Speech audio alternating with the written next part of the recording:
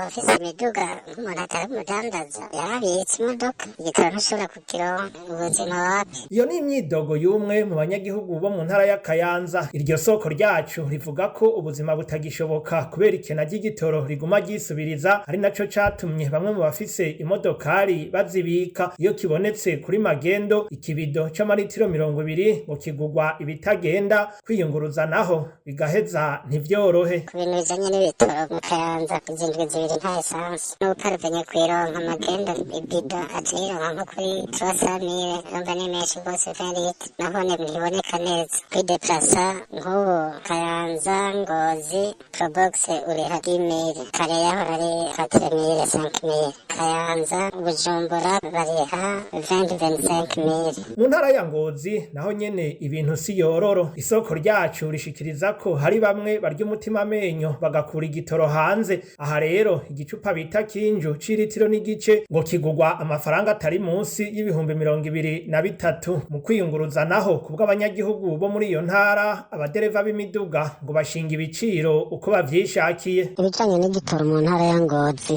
nako umuntu yoba kibivuga, nta gitoro kihari, n'abahora bakoresha ica magendo kiragoye kuboneka kuko n'abagerageza kugenda kugikura muri Tanzania usanga ca kibuni litiro n'igice kigurwa ibihumbi 23-25. Kwiyunguruza itike yahora ari ibihumbi 6 kuva Ingozi ugenda Igitega, uyu munsi n'ibihumbi 20 kandi akamengo baragucishijemo. Ubu Bujumbura nta kigirireyi usanga ari ibihumbi 20, 30, 40 gushika mbere no ku bihumbi 50. Amajansi ntakiboneka. Mu makuru yacu yo hanyuma tuzobabwira uko vyifashe mu yindi mihingo y'igihugu bivuye kuri iryo kena ry'igitoro ryabaye akayoberahinga.